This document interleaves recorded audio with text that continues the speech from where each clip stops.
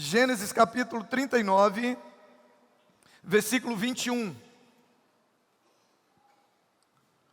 Gênesis 39,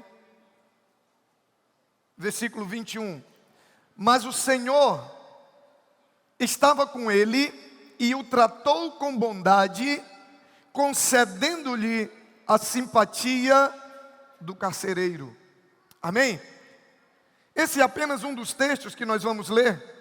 Mas quando a gente olha para o livro de Gênesis, um quarto do livro de Gênesis é sobre a história de José. Quando José se transforma em um adulto espiritual e emocionalmente saudável, e que viveu plenamente todos os projetos que Deus tinha para a vida dele aqui na terra. Você precisa entender uma coisa: só é possível viver o nosso propósito em Deus se nós formos espiritualmente e emocionalmente saudáveis. Durante muito tempo se pensou que apenas a maturidade espiritual era necessária para você viver todos os propósitos e projetos de Deus para a sua vida. Mas hoje está mais do que provado de que quem não amadurece emocionalmente, não amadurece espiritualmente, e quem não amadurece espiritualmente, não consegue viver plenamente o projeto de Deus para a sua vida aqui na terra. Nós só vamos ser seres espiritualmente maduros se formos emocionalmente maduros. Ou seja, quem não cresce emocionalmente nunca vai crescer espiritualmente e consequentemente não vai viver o potencial, o projeto e a plenitude de Deus para a sua vida. Tem muitas pessoas que estão paralisadas, e não é por falta de fé, não, pessoas comprometidas com Deus, pessoas comprometidas com a palavra, homens e mulheres santos, homens e mulheres de Deus, mas que estão paralisados ministerialmente, profissionalmente, por falta de maturidade emocional. As suas emoções os paralisaram. É impressionante como as nossas emoções nos impedem de viver pela fé. As nossas emoções nos impedem de obedecer a palavra e, consequentemente, desfrutar das promessas que são reservadas para quem cumpre a palavra. Nossas emoções determinam onde nós vamos chegar. Interessante, né? Pastor, não é a nossa fé, somente a fé não. E eu vou provar para você biblicamente hoje como as nossas emoções nos impedem de viver uma vida de obediência. As nossas emoções nos impedem de viver pelo que a Bíblia diz. As nossas emoções nos impedem de obedecer. E quando nós somos impedidos de obedecer, nós somos impedidos de viver o que Deus tem para nós. Quem não é maduro emocionalmente não consegue crer de maneira que obedeça. Por exemplo, quem tem medo não consegue crer o suficiente para obedecer. Quantas e quantas pessoas têm deixado de viver a promessa de Deus sobre a sua vida financeira porque tem medo de crer, tem medo de obedecer o que a Bíblia diz, tem medo de dizimar e ofertar, porque tem medo de faltar no final do mês. Ou seja, as suas emoções, o medo impede ele de exercer a sua fé. O medo é algo emocional. E mesmo ele sabendo o que a Bíblia diz, que se eu for fiel ao Senhor, Ele vai cumprir as promessas na minha vida, a minha emoção me impede de obedecer. O medo me impede de obedecer. E a falta de obediência me impede de viver o cumprimento da promessa. Quem tem mágoa não crê o suficiente para perdoar. Quantas e quantas pessoas você conhece que são crentes há muito tempo? Jejuma, ora, roda no manto. Eita, agora o Salatiel gostou. Fica de pé aí, Salatiel, fica de pé aí.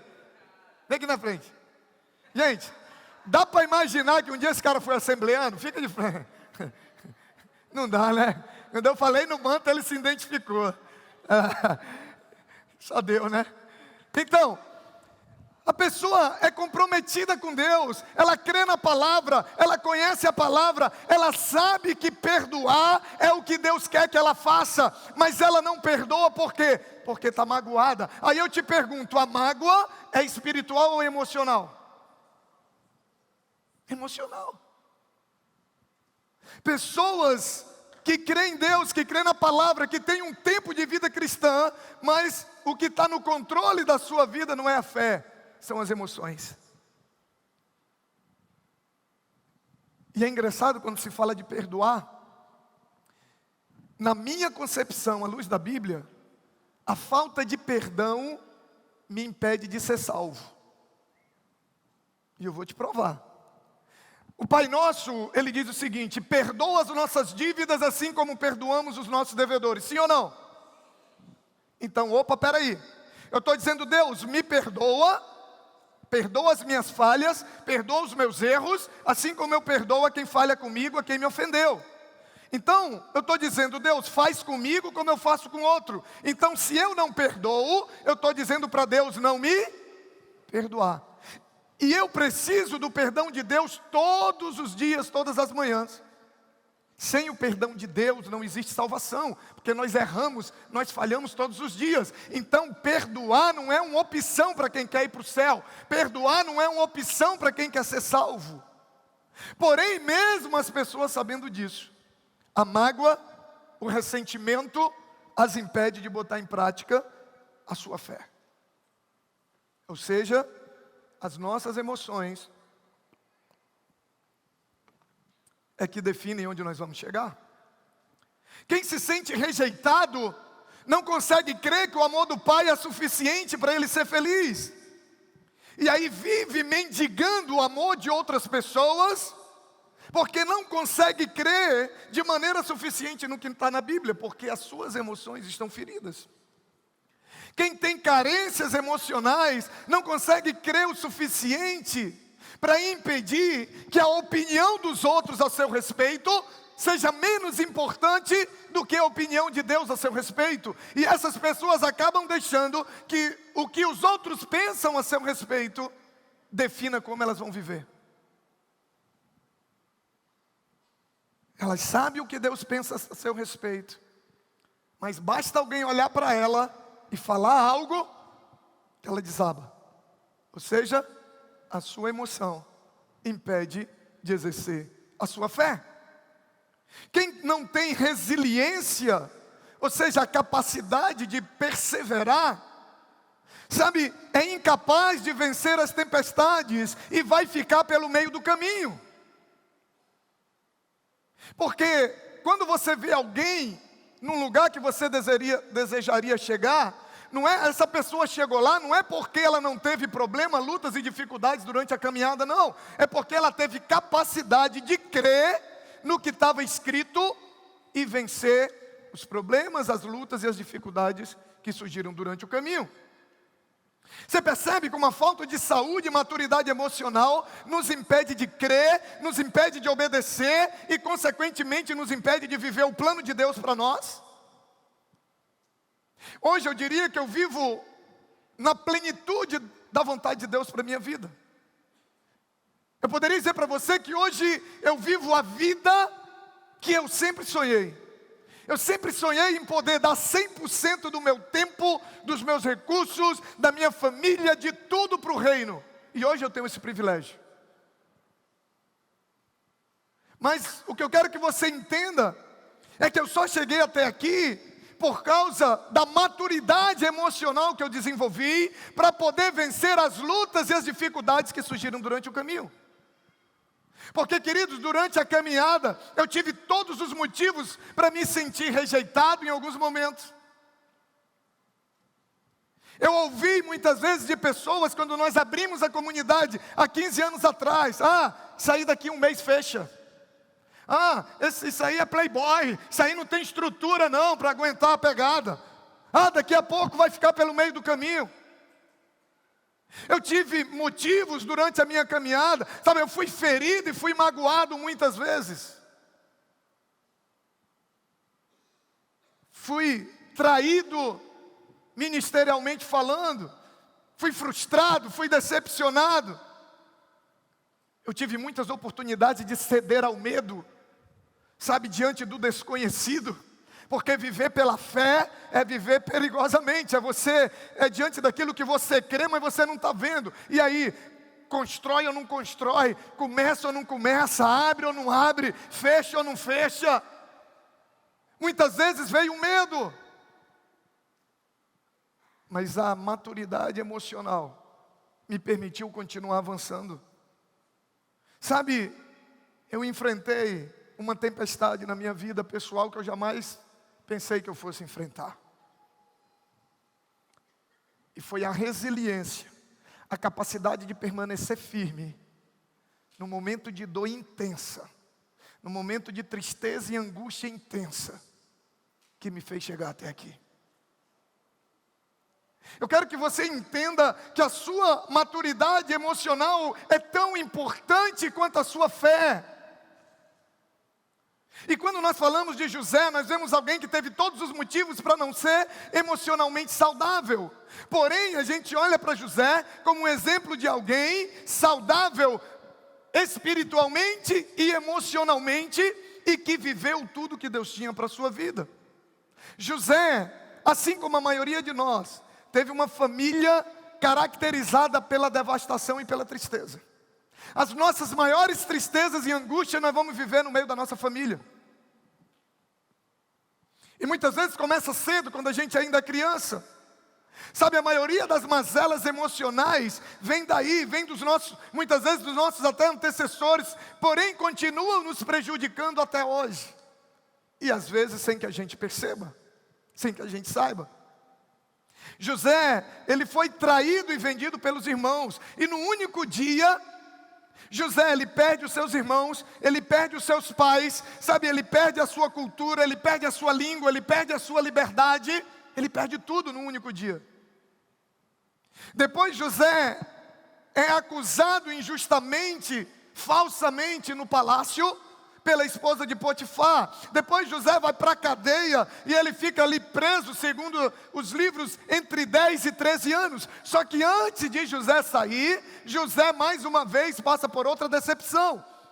Porque o copeiro sai e se compromete em falar de José para Faraó. Só que a Bíblia diz que José mais uma vez foi esquecido. José, ele teve todos os motivos, sabe, que vida, até os 30 anos, a vida de José parecia uma tragédia, sabe, se alguém tivesse motivo para ser alguém amargurado, rancoroso, para ser alguém sem inteligência, sem maturidade emocional, esse cara era José, ele teve todos os motivos, porém, a Bíblia diz que José venceu todas as tempestades, venceu todas as feridas, se tornou o homem mais poderoso do Egito, cumpriu todo o propósito de Deus de ser bênção para a família dele, de ser bênção para todo o Egito e de ser bênção para todo o mundo. Olha o que Deus tinha para José, governar o Egito.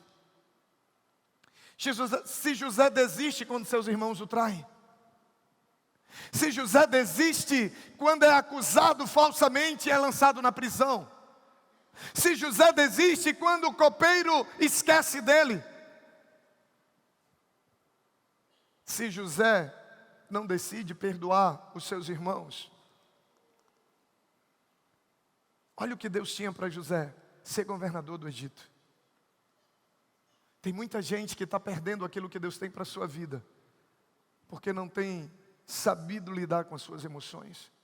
E apesar da sua fé, apesar da sua maturidade espiritual, mas a falta de maturidade emocional o tem paralisado. Mas a pergunta é, pastor, como que José conseguiu? Primeiro, como que José conseguiu ser um homem espiritualmente maduro? José andava com Deus em todos os momentos.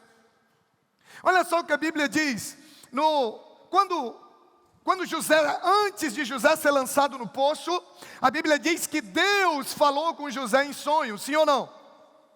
Os sonhos que Deus deu a José foram justamente os motivos que levaram ele a ser lançado no poço. Então, antes do poço, José já andava com Deus. No poço, no palácio, José continuava andando com Deus. Durante as traições, durante as provações, durante as tempestades, a Bíblia diz que José continuava andando com Deus. Gênesis 39, versículo 2. Gênesis 39, versículo 2. Olha o que a Bíblia diz. O Senhor estava com José, de modo que este prosperou e passou a morar na casa do seu senhor egípcio. Olha aqui, José já tinha vencido o poço. José estava no palácio agora, morando com Faraó. Mas a Bíblia diz que o Senhor estava com José. Agora olha só, Gênesis 39, 21, que é o versículo que nós lemos inicialmente, pode projetar novamente. José está na prisão agora. Então, José estava com Deus antes do poço, José estava com Deus no poço, José estava com Deus no palácio. Na prisão a Bíblia diz, mas o Senhor estava com ele e o tratou com bondade, concedendo-lhe a simpatia do carcereiro. José estava na prisão, mas ele continuava andando com o Senhor. José sai da prisão e, por interpretar o sonho, Faraó decide colocar ele como governador do Egito, o homem mais poderoso do Egito. E olha o que a Bíblia diz a respeito dele em Gênesis 45, versículos 4 e 8. 4 a 8. Gênesis 45, versículos 4 a 8. Cheguem mais perto, disse José a seus irmãos. Quando eles se aproximaram, disse-lhes: eu sou José, seu irmão, aquele que vocês venderam ao Egito. Agora não se aflijam, nem se recrimem por terem me vendido para cá, pois foi para salvar vidas que Deus, diga comigo, que Deus me enviou adiante de vocês. Olha, José agora era governador do Egito, e ele continua andando com Deus. Ele diz aqui, ele tem certeza de que quem permitiu que tudo aquilo acontecesse e que levou ele para o Egito foi Deus. Mais na frente ele diz assim, continua o texto: já houve 2 anos de fome na terra, e nos próximos 5 anos não haverá cultivo nem colheita. Aí olha o que ele diz agora: mas Deus me enviou à frente de vocês, para lhes preservar um remanescente nessa terra, e para salvar-lhes as vidas com grande livramento. Assim, não foram vocês que me mandaram para cá, mas sim o próprio Deus. José agora era governador, mas ele continuava andando com Deus, ele continuava ouvindo a Deus, ele continuava sabendo que era Deus que estava no controle de todas as coisas. Sabe, não foi na casa do seu pai, a casa do seu pai, o conforto do seu pai, a posição de filho privilegiado não foi possível para afastar José da presença de Deus. O poço não foi suficiente para afastar José da presença de Deus. A prisão não foi suficiente para afastar José da presença de Deus. O palácio não foi suficiente para afastar José da presença de Deus. Sabe o que acontece? José ele nos ensina que para ser maduro espiritualmente, nós temos que andar com Deus em todos os momentos. Tem gente que só anda com Deus quando está no poço ou na prisão. Quando o palácio chega, tchau. O poço e a prisão representam as lutas, as dificuldades, os momentos difíceis da nossa caminhada. Tem gente que só anda com Deus no poço ou na prisão. Na hora que ele chega no palácio, na hora que tudo fica muito bom, na hora que prospera, sabe, tem gente que na hora que está desempregado, quer que o pastor venha fazer culto até segunda-feira de manhã, mas depois que arruma um emprego, não tem tempo nem para estar na igreja mais dia de domingo, porque só sabe servir a Deus no poço ou na prisão. Quando chega no palácio, esquece de Deus. Cuidado, porque se nós esquecemos de Deus no palácio, talvez Ele permita que você viva a sua vida inteira no poço ou na prisão, porque só é lá que você lembra dEle. Tem gente que não prospera porque não sabe andar com Deus na prosperidade,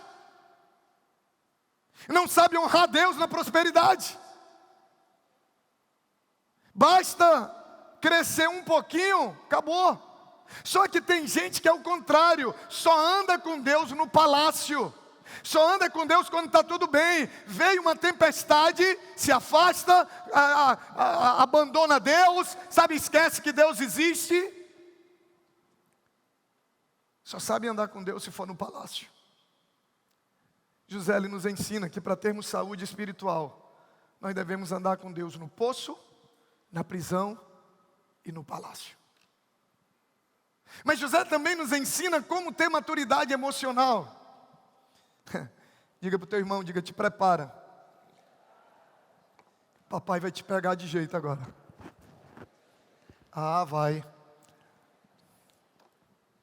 Olha o que José faz.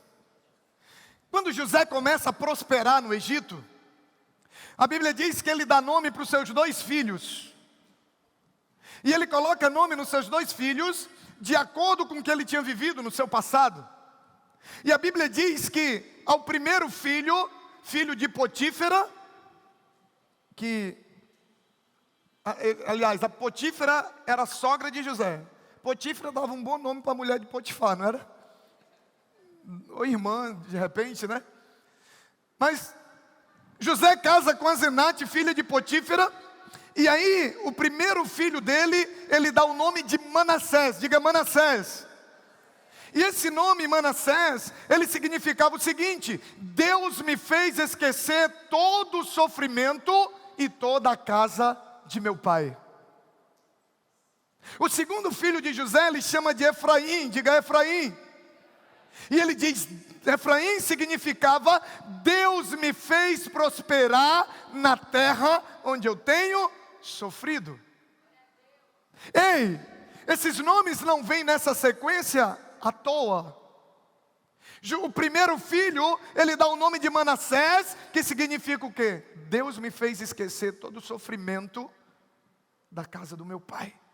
Mas espera aí, a Bíblia não diz no texto que nós lemos que quando José se apresenta para os seus irmãos, ele diz: ei, eu sou José, aquele a quem vocês venderam. Lembra que a gente leu? Como que agora a Bíblia diz que José esqueceu? Porque quando ele fala que ele esqueceu, não está dizendo que ele não lembra mais, está dizendo que ele não lembra mais com dor. Ele está dizendo que ele sabe que aquilo não o prende mais. Ele está dizendo que ele já perdoou. Ele está dizendo que aquilo não é mais problema para ele. Ei, Deus te trouxe aqui hoje à noite para dizer que tem muitas coisas do passado que estavam te prendendo, que a partir de hoje não vão mais te limitar. José diz: Deus me fez perdoar, Deus me fez esquecer. E em seguida o seu segundo filho, ele diz: Deus me fez prosperar na terra onde eu tenho sofrido. Deixa eu te falar uma coisa, a ordem aqui não é por acaso. Primeiro você precisa resolver o seu passado, depois você vai ter um futuro próspero. Primeiro você perdoa, depois você prospera. Primeiro você adquire maturidade emocional, depois você vive os projetos, as promessas de Deus para a tua vida. Essa é a sequência. Se José tivesse ficado guardando mágoa dos seus irmãos que o venderam, se José tivesse ficado guardando mágoa da mulher de Potifar que o acusou falsamente, se José tivesse ficado guardando mágoa do copeiro que saiu e esqueceu dele, José jamais teria prosperado, se tornado governador do Egito e cumprido o propósito dele para sua família. Deus jamais colocaria alguém imaturo emocionalmente, que iria usar o trono para se vingar de alguém, na posição que Ele colocou José. Talvez algumas coisas ainda não aconteceram na tua vida, não é por falta de fé, mas é por falta de maturidade emocional. É por falta de maturidade emocional. Mas como que José conseguiu lembrar sem dor? Como que José consegue esquecer a ponto daquele fato tão grave ser como se ele nunca tivesse existido? A Bíblia diz que José, ele não fingiu que o problema não tinha acontecido, sabe, ele não mentiu para ele mesmo, sabe, ele não enganou a si mesmo, ele não fez de conta que não tinha acontecido nada, não. Quando você pega a história de José, você vai ver que José, ele chora várias vezes. Só que tem um momento que José chora está em Gênesis capítulo 45, versículo 2, que me chamou muita atenção. Numa dessas vezes, a Bíblia diz que José chorou tão alto que até os egípcios ouviram. E a notícia chegou no palácio. E eu imagino que nessa hora que José estava chorando dessa maneira, ele estava vivendo a sua dor.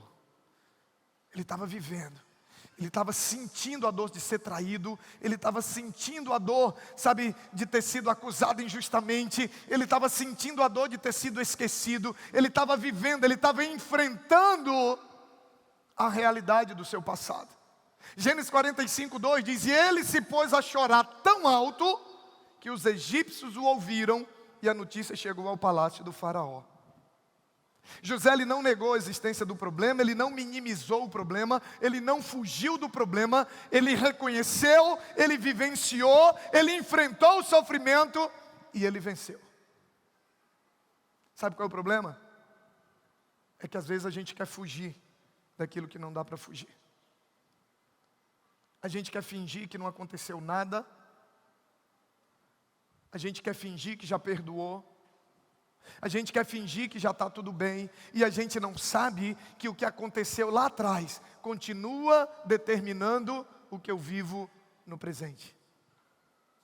Porque as mazelas emocionais, as feridas que nos alcançam durante a caminhada, sabe, elas continuam, os eventos traumáticos que nós vivenciamos, eles acabam nos passando mensagens negativas, acabam nos moldando com comportamentos limitados, e a gente nem percebe. Inconscientemente, a gente continua se deixando conduzir pelas nossas emoções. Quem aqui não conhece alguém? Quem aqui não conhece alguém, ou já ouviu falar, de alguém que disse o seguinte, de alguém que já se feriu, se decepcionou com uma liderança numa igreja e diz o seguinte: nunca mais eu confio em ninguém. Nunca mais eu confio em liderança espiritual nenhuma. Quantas pessoas você não conhece que se frustraram de repente num relacionamento amoroso e dizem: nunca mais eu quero ninguém na minha vida. Por quê? Porque não enfrentaram, não venceram e não esqueceram. Eu quero que você entenda uma coisa hoje à noite.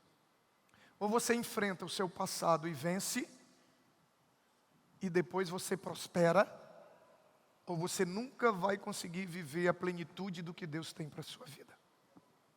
E o pior é que essas carências emocionais acabam nos levando para vários caminhos, para vários comportamentos autodestruidores. Às vezes nos levam para os vícios, às vezes nos levam para uma vida sexual desregrada, às vezes nos levam para uma necessidade de aparecer, para uma necessidade de chamar atenção, e a gente inconscientemente não sabe que essa necessidade que eu tenho de ser visto, que essa necessidade que eu tenho de chamar atenção, que essa necessidade que eu tenho de ser elogiado, está sendo determinada por uma experiência traumática que eu tive lá atrás.